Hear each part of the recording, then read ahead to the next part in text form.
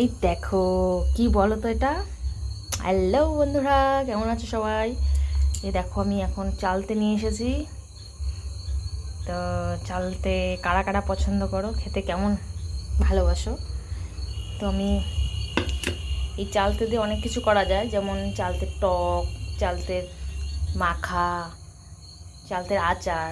তো আজকে আমি চালতের আচারটাই করব। চলো দেখাই কীভাবে করছি।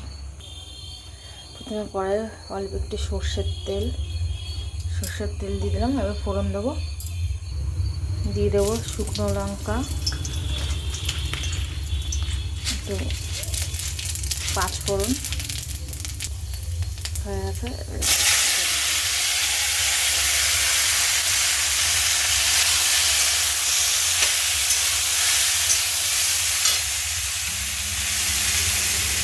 তো দেখো, এতে আমি আগে থেকে নুন হলুদ দিয়ে সেদ্ধ করে নিয়েছিলাম। এখন আরেকটু নুন হলুদ দেবো, তারপরে গুড় চিনি দুটোই দিয়ে দেবো। দুটোই দিয়ে করলে ভালো হয়, টেস্ট হয় খেতে।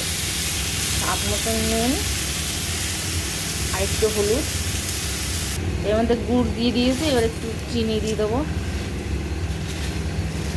আর এই দেখো আচারের একটা স্পেশাল মশলা তৈরি করে নিয়েছি।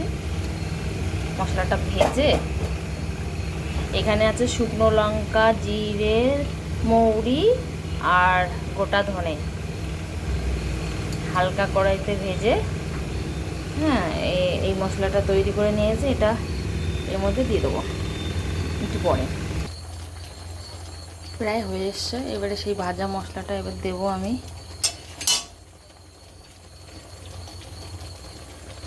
এখন একটু দেবো, আবার নামানোর সময় একটু দেবো।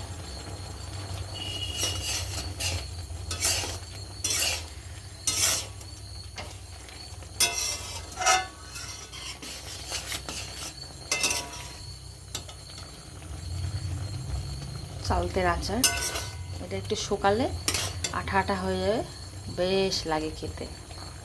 আহা হা হা হা,